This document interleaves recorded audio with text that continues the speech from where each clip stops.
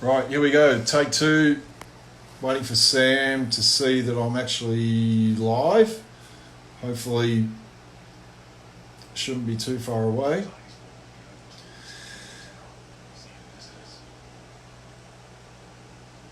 There we go. Got Sam on there. I can see Sam. Now, Sam, you've just got a request to join. So there should be a little button on your screen there, Sam, to request to join chat on the video.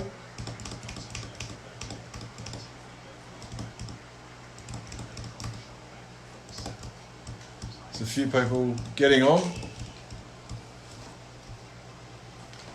Should be a little button there, Sam, where you can actually just press that and then you request to join the chat.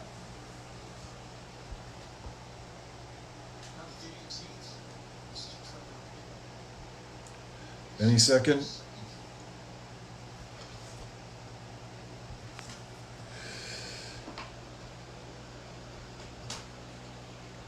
Let's see.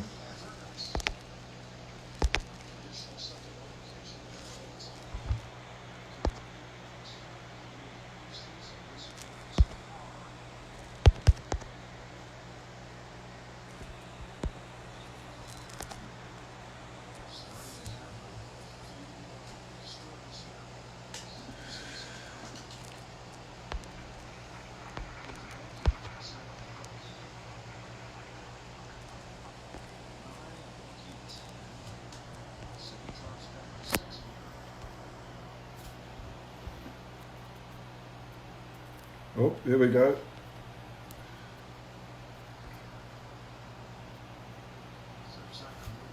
Yeah, I know, Chris. I'm trying to work it out. Trying to get Sam to... He's just got to...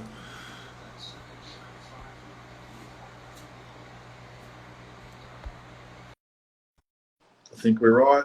We could be on. I'm waiting. It's coming up on the screen. There we go. There he is. We're on. Right, can you hear me? Yes, I can. Are we doing this? Yep, we're on live. We're on Instagram live. Okay, are we doing it now? Yep. Right now. Yep. How are you enjoying isolation, great man? Well, not a lot's changed really in the last 3 or 4 years. I just sit up here in the bed sitter and watch the world go by, mate. How did and I suppose especially being Masters Week, old mate, like how are you have you seen on Foxtel at the moment they're showing all the past great US Masters? How are you enjoying that? Yeah, I have been watching that. That's we're a bit starved for golf at the minute. I noticed the NASCAR. This is interesting. I was watching NASCAR yesterday and I thought, shit, NASCAR's on. And I realized they're doing virtual NASCAR. The racers, the drivers are sitting in their homes or wherever on a virtual car and they're racing each other around the Brickyard or the Daytona 500. It took me 10 minutes to realize that they weren't actually in the cars. Did you see Scott McLaughlin actually won that race the other day?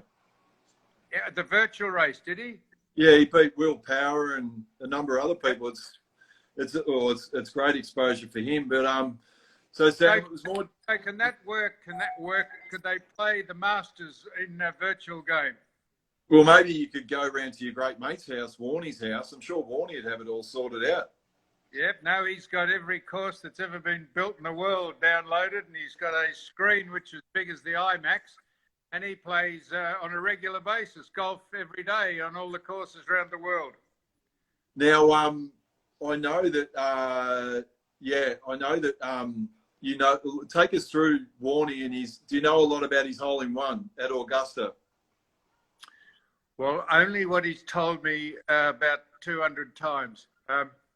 I think he tells me he is the only person, I think he hit a 6-iron, the only person besides the touring pros in the tournament, because that's the only tournament they play there, the only person in the world that's ever hit a hole-in-one in the position of the pin, which is where it is on day 4. Well, had hole-in-ones, but not where the day 4 pin is positioned. He's the only person ever to have had a hole-in-one there, he tells me. Well, that particular pin position, it's actually the one that's on day 3. I think it's back right. Day 3. And no. The one on Sunday is the one that's back left, the easy one, when they hit it up the slope and it always rolls down. Yes, but that's where his was, wasn't it? No, he was back right. Was he? Yes, which is the harder one. It's a lot harder to have a hole-in-one up in that position. Yes, I'm disputing that, Corey. You're disputing it. I'm disputing you. I'm going to check with him. In fact, I wonder if I could get him on the other line while I'm speaking to you. This will be interesting. I'm going to ring him now. You can try. Let's see whether you can find. I'm dead certain it was back right. Very good. We'll stand by. He might answer the phone. This will be a first. Hang on. Where is he? Here we are. Righto. Now go ahead. I'm on the. See if he'll answer. So for everyone out there, we're actually disputing where Shane Warne had his hole-in-one on just the. A minute, Shane. This is unbelievable technology. I am speaking on. What am I speaking on? I'm speaking on live. Instagram. What am I doing? On Instagram live. On Instagram, and Corey McKernan, live to air, has asked me where I said I thought your hole-in-one. Could I put you on speakerphone, Shane? Here we go. I don't know if this is working. Speak, please. What's the question, Sam? Can you hear that? The question, Warne, I said that your hole-in-one on the 16th at Augusta was back right, and Sam said it was back left. Sorry, the Sunday position. You are right, Corey. It was a back right pin, and it was the only hole-in-one in club's history for a back right pin. It was a Friday pin at the Masters. Well, yeah. I'll apologise, Corey, but this is extraordinary, Shane, because Corey's speaking to me about the Masters, and he got onto you, and I thought, well, I'll ring you on the other phone, and we've managed to clear this up live to air. Thank you very much for thinking of me. Well done, Corey and Sammy. Next time, listen to the story. Listen. I was so gobsmacked the fact that you'd done it that I didn't take all the actual complete details in. What club was it? A 6-iron? It was 157 yards into a slight breeze. A 6-iron, 1 bounce straight in. All right. Well, what did they give you, a plaque or something? You got the ball mounted, or did you mount anyone, or what happened? Sorry? Is the ball mounted? Yes, the Augusta National Golf Club sent me a beautiful frame with a scorecard, the ball and everything. So congratulations. You're the first person in the history of the golf club to have a hole-in-one to a back right pin. Well, you're a star. Corey, well, we've got the Spin King and Sir Shane Warne, the only person in the top 5 wisdom who's not knighted. Would you like anything else to ask him? No, I was just going to ask Warne, did you nearly get in a little bit of trouble with, is it one of the more frustrating hole-in-ones because you're not meant to have social media at Augusta National? Was it a little bit frustrating you couldn't tell the world? Correct. I'm not allowed to actually tell anyone about it or show any pictures or anything. And they confiscate your phones off you, and the caddies disposable cameras and take pictures. And at the hole-in-one, they got so excited because you're going to give the caddies a bonus. I took pictures of the sky. Well, anyhow, you're safe. I did manage to take a picture of the people I was playing with, and I've kept it, so yes. Well, you're safe with us, mate. We won't tell anyone, so we'll just keep that between the Corey and I and the 2 million other people who are listening to this. Yes, well, thank you very much. Now, I'm very, very busy at the moment, Sam. I've got lots to do. I'm going to clean the pool, wake the leaves up and water the garden. Righto, mate. What course have you recently played on the IMAX you've got in your house? Sawgrass. Well, Corey and I have been there. Well, see, there's one up. All right. Well, thank you, Shane. Oh, my word. Right, good on you. Well, Corey, that's got to be a first, hasn't it? Well, we cleared that up. We did, and I don't know if any of that came through or anyone could hear that, but that's the man himself who, no, I'll defer to your original description of it. I apologise. I thought I was, like he says, I should listen to what he says properly.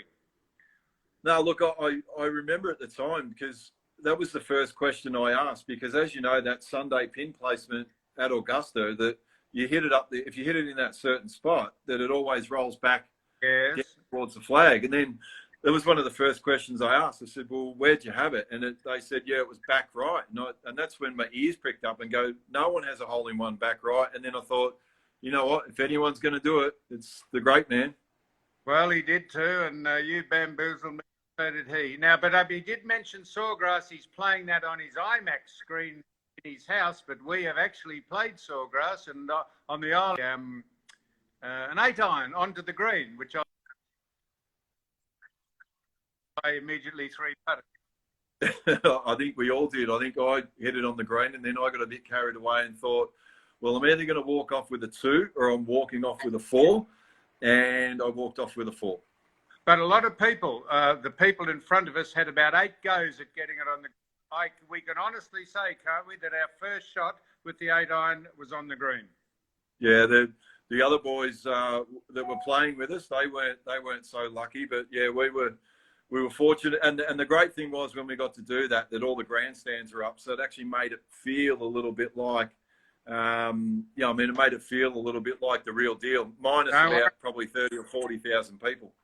I have actually got that on video, so of me actually hitting the ball and it landing on the green. So we can say that we're fibbing, but we've got the televised, we've got it televised or immortalised video to prove it. Yeah, I did get into trouble off Harvey Silver for not filming it in landscape, because then he said I couldn't put it on the TV, but I did actually forget that when I was filming you. Yes, I know. Well, I've got it on, I don't know what landscape is, but I've got it on the phone and I can see it going onto the green. Yeah, that's all that matters. Now, just on Augusta, like the Masters is usually on this week, try and explain to everyone out there what it's like when you first see Augusta National for the first time. I'm looking at my phone at the minute. It says the battery is extraordinarily low. If this cuts off, I haven't hung up on you. I'm sorry about it. No, you're right. So I'm very glad I went to Augusta. The walk, you want to be pretty fit, just to walk from the road to the actual course. Why they don't have little escort trolleys taking people round and round and backwards and forwards from the gate, I don't know, but maybe that would be moving into the 21st century, because they don't like to do that at Augusta. But the awesome part of the course was how absolutely undulating and hilly it is. The television flattens it out, and while everyone says it's not a long course, their precision and their shot making was extraordinary. Mind you, it's not a great course. It's never set up for the public. It's set up, of course, for television. And you had to camp at various positions on the course to see 2 or 3 holes without moving around. It was impossible to follow the players. But I was particularly impressed with the manners of the people who went, because if you bought a little chair that you could put down, you could walk away for most of the day and come back and no one would have pinched your chair and no one would be sitting in it. So one of the rare times when the world actually has some integrity, some manners. Now, Sam, I reckon when you walked in there, what was the other thing that probably took you by surprise when you're walking around? What about the prices of the actual food and the drink and stuff like that? It was, or did you see that? We just walked straight into hospitality. No, I didn't. I didn't put my hand in my pocket for any food. But now someone told me this. You might correct this. Already corrected me once today. I'm going to ask you, what do you think the turnover for I suppose it's 5 days. They get there for the par 3 on Wednesday, Thursday, Friday, Saturday. What do you think the turnover in the The not the memorabilia tent. Merchandise. The what? Merchandise. What do you Merchandise. think the turnover is for 5 days? Well, if there's 40 to 50,000 people a day, on average, I think you get some people that go crazy. I saw Nick Heathcote's on the line at the moment. I know he spent a lot of money when he came with me, but I reckon anywhere, let's say it's $200 a person minimum, because you're buying hats and some people spend more. So you're looking at probably, what's that? 50,000 times 200. What's that? Is that 10 million a day? I was told I could, someone else I could ring up incidentally. I could ring up another friend of mine who would know, who's run tournaments out here, a bloke called Tony Rosenberg. Yeah, Tony.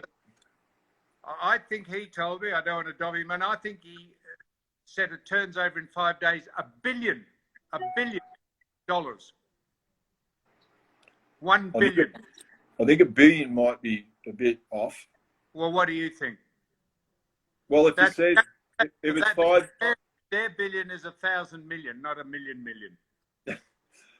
I would think over the five or six, or well, really the week, it would have to do 50 million. 50 million? Yeah. I see. Not a bit. So 50. So 100 million is that's 1/10 of $1 billion, isn't it? Maybe it was 100 million. He told me. I'm going to check that. Not sure that I can. I wonder if I can ring him up. No, I can't ring him up because his number's in the phone that I'm speaking on. So you reckon that's well out $1 billion? Why don't you? Well, you can. Why don't you post? Seeing it's a golf week, why don't you post your video of Sawgrass again, and then also post up what the real figure of the merchandise is underneath. And I'll find out I'm about 900 million out, will I? You might. Yeah, all right. That could be the second time I've been wrong today. I'm not trying to prove you wrong. No, at all. I'm below. We don't want to give the people listening to this the fact that we're telling them false information, Corey. What about, Sam? I know that. What about when Adam Scott won the US Masters? What were your thoughts on the long putter? Well, you know my thoughts on the long putter. Adam Scott is just a marvellous player and all that sort of stuff. I'll never understand why the authorities, once they decided to rule it out, not that they'd ruled it out when he was playing with it, I would say he's won the Masters with an asterisk beside his name. That should never have been allowed to happen.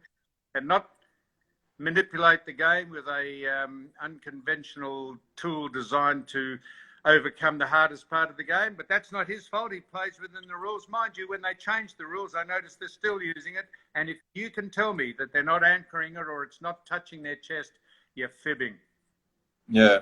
This seems an anathema to the great game that you were to be allowed to use a tool which overcomes the hardest part of the game. And people should abide by the spirit of the game and not use it out of principle. Bernard Langer, take note. Well, I think old Bernard Langer takes the piss a lot more than what Adam Scott does, to tell you the truth. Yeah, I'm not. It sounds like I'm having a go at Adam Scott. He's played completely within the rules, but I would have preferred him to have won it the conventional way. But could he? Do you reckon he gives us stuff about what I think? I wouldn't have thought he sits at home at night worried about what the great Sam Newman says. No. Now, speaking of someone who was very fond of saying I and a bit of me, who do you think I'm going to mention next that we met at the US Masters? Okay. Gary Player. Who? Gary Player.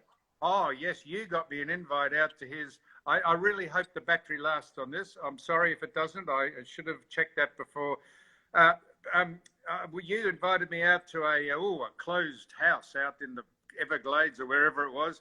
Yeah. And you and I approached Gary and I said, would you mind if I speak to you? We're in Australia, and you held my phone up and I spoke to Gary. We spoke to Gary for 14 minutes.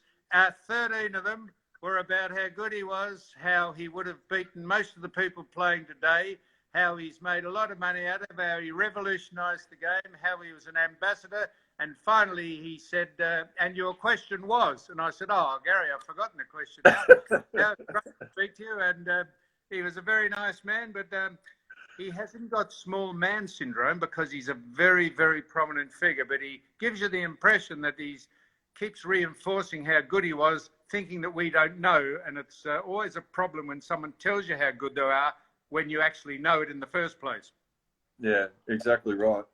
But he did let us know very quickly about he broke the record for the Australian Open, and he knew all about the Australian cricket team because I think at that point we'd just been done with the sandpaper and ball tampering.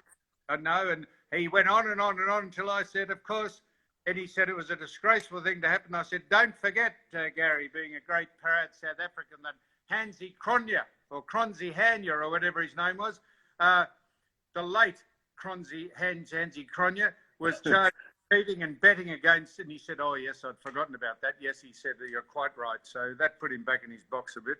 What's his name? Hansie Cronje. Hansie Cronje, yes. Yeah, well, I think he's not with us any longer, but I think he died in a plane crash, didn't he? He did, as a matter of fact. He didn't ball tamper. He tampered with the throwing games. Yeah, which is a whole new level. That is. That's a different level. I mean, it's marginal how you tamper with the ball, really. I mean, people put spit in it and lozenges, and they have sandpaper in their jeans and in their cricket whites. I mean, there's a whole lot of different ways you can do it, but I suppose it's not really cheating. I suppose it is, but who cares? It's gamesmanship, really, isn't it? But although we cheat in golf, of course. Exactly right. Which I won't go down that path about Jason Ackermanis. I'll leave that one alone. But I know that you haven't got a lot of battery on your phone, but if you beg your pardon? Happy to speak to you until it goes off. All right. If you could have your dream foursome at Augusta National, who would you choose to go and play Augusta National with? So is this theoretically or playing today, or have to be golfers or anyone? Golfers. Well, anyone. You could have your dream foursome. Oh wow! I wish you'd given me some notice about it. I mean, you're tempted to say all the great. I suppose I would have liked to have seen. If I could have played with it, if they're golfers, I would like to have Ben Hogan because he was apparently a genius. I would like to have played with the great Jack Nicklaus, and maybe this will throw you, but I've never. I saw him at the President's Cup here, but I don't think I followed him round. I'd like to watch Dustin Johnson play just to see how far that man hits the ball. Yeah. They're pretty weak. They're pretty weak threesome. They're not weak threesome, but I'm not sure who else I'd like to play around a golf with Donald Trump. Yeah. Well, I think that would be more your go. That he would be your number 4. Don't worry about the other ones. I think old Trumpy would be your 4th. How's he going at the moment, old Trumpy? We probably lost most of our viewers, but I don't give a stuff. I reckon he's fantastic, and that's it. And then, what about out of all the holes at Augusta National? Which one was your favourite hole? Like where the one that blew you away that you went, hang on, that's unbelievable. Is the 15th the par 5 over the water? Yeah. Is that it? Yeah. I've been watching. They've been doing a kaleidoscope or a flashback of the great Nicklaus victories. He won 18 majors, and he hits one of the greatest golfing shots I've seen. Is he drives the ball down there and hits a one iron, and they're right behind it, and it's pretty good photography for those days. If you ever get a chance, I suppose you can Google it. He hits a one iron, and they follow the ball. Honestly, it goes like a laser to the pin to 6 feet, 10 feet. I'm tempted to say he puts the putt in. You'll probably correct me. I think he has an eagle, which is on his way to. Well, it's obviously on his way to winning one of his majors because they're only showing the 18 majors he won. But the 15th, Nicklaus hitting a one iron for his second shot to 8 feet was probably the greatest greatest golfing shot I've ever seen. And there's a blast from the past. I don't think anyone's got a one iron anymore. No one's got a one iron. They all use the hybrids, and I'm not sure. That was in '86, was it? No, no, I'm not. It wasn't '86. It was well before then. He's won. I don't know how many Masters he's won. 4 or 5. He's won six. Six. Well, this would be back in the days when I presume they were using those Bellata balls, where if you couldn't hit the ball properly, A, you'd cut in half, and B, it'd go about 60 metres. So it just hissed when he hit it with the one iron. It just went like a laser. Worth Googling it just to watch that. Yeah. Well, look, Sam, I think it's usually a great week that we all look forward to. I think I'm just having a look. For those that are interested, Tiger's actually on the 10th tee now if you've got Fox Sports. So if you want to have a great afternoon at home, check out the great Tiger Woods. He's on the 10th tee if you've got Foxtel. I think we might have lost Sam. I think we've lost him. Yep. I think he's gone, but yes, was I ripped off for the Brownlow? No, I wasn't. Look, we've lost Sam. Look, it was great we're going to do this for the rest of the week. Tomorrow I've got Greg Blewett, play cricket for Australia. He plays golf off, Blewett at the moment I think is off +1, so he can seriously play, but he's also come to the US Masters as well. Then on Thursday, we've got Paul Gow from the Golf Channel. We'll have a chat about everything, his experiences about going to the Masters. And then we've got some special guests. I've actually reached out to John Daly, so hopefully we can get John Daly on the line later in the week. Joe Exotic, no, I can't get Joe Exotic on the line. That would be quite interesting. I think he's very good with balls from what I hear. And balls and Tigers, he seemed like that was the reports back. G'day, Groomy. Who else is on the line? No, that's about it. But look, we'll be having chats later as the week goes on. I know the Masters week is not here, but we're still trying to get some guests on the line and have a bit of chat about golf and their experiences with Masters week. But as I mentioned, if you want, there's Tiger in the background, and get on Fox Sports now or KO. See you later.